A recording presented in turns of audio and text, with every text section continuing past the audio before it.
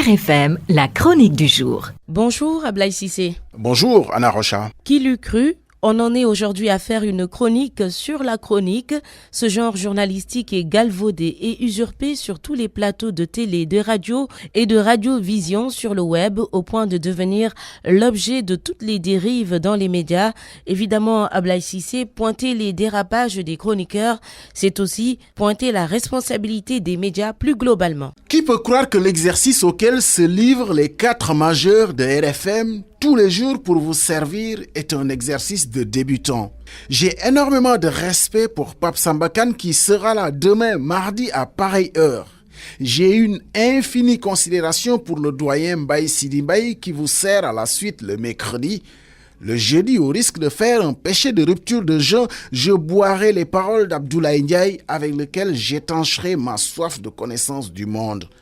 Tant pis si l'aube aura sonné avant que le professeur ne s'installe. Et combien sommes-nous le vendredi à souhaiter que Charles Faye nous associe à son fameux Juma Moubarak? Tout le monde n'a pas la science de Charles pour toujours sortir de scène de la même façon sans risquer d'être insipide. Mon affection et ma tendresse pour l'homme du vendredi trahit certes mon admiration. Ces 4 mousquetaires de RFM ont blanchi avec le bonnet du micro pour aujourd'hui gagner le droit d'être chroniqueur. Je m'honore évidemment d'être la 5e roue du carrosse, autant dire la roue de secours pour compléter le 5 majeur. La chronique est un genre journalistique et c'est celui qui fait une chronique qu'on appelle chroniqueur. Normalement, croyez-moi, ce n'est pas superflu de le préciser parce qu'apparemment, certains l'ont oublié ou peut-être qu'ils ne le savent pas du tout. Et donc, le chroniqueur doit être une personnalité qui possède une légitimité et un charisme reconnu puisqu'il est souvent assimilé à un écrivain d'opinion. Le chroniqueur, bien qu'il s'appuie sur ses opinions propres dans le traitement des sujets qu'il aborde, sa culture supposée être vaste bien sûr, sa compréhension globale du cours des événements, sa perspicacité, sa faculté d'observation et son aptitude à tirer des enseignements donnent une valeur et un poids à ce qu'il dit et écrit. Dès lors, comment se fait-il que le Sénégal a pu réinventer son genre journalistique et produire tous ceux qui usurpent aujourd'hui la fonction de chroniqueur partout sur tous les plateaux? Aujourd'hui, on a comme l'impression qu'être chroniqueur, c'est comme faire un apprentissage. C'est même la porte d'entrée pour mettre un pied dans le métier. Alors que normalement, quand même, il faut gagner ses galons pour être chroniqueur. Même une chronique culinaire, pour rester dans la légèreté, suppose quand même la finesse du palais, le sens de la combinaison des épices et des différentes saveurs pour tenir la rubrique.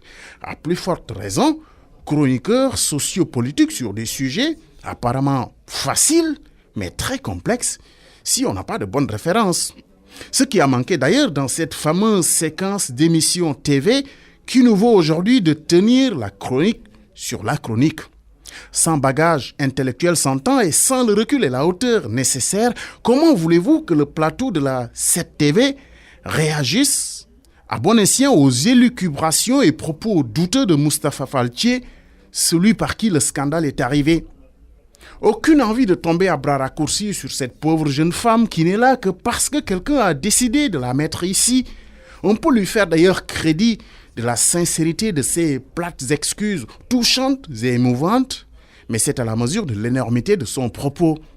J'ai par ailleurs moins goûté à l'exercice de rattrapage de la présentatrice et paraît-il patronne de la chaîne qui de développement en développement explique qu'elle a tiqué sur le coup des propos de sa chroniqueuse, mais plutôt que de réagir sur le coup, elle a préféré prier intérieurement très fort pour que les Sénégalais ne relèvent pas le passage, comme si elle était plus intelligente que ceux qui la suivent. C'est dire combien elle tient en estime son auditoire. J'ai la conviction que ceux qui suivent les médias sont parfois 1000 fois plus intelligents que ceux qui leur parlent au micro.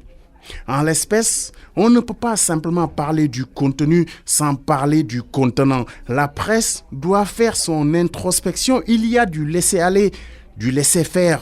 On pointe tous les jours les carences dans d'autres corporations. Et si pour une fois, on s'asseyait sans passion ni corporatisme pour un retour à l'orthodoxie? RFM, RFM. la radio de toute l'actualité. La radio de toute l'actualité.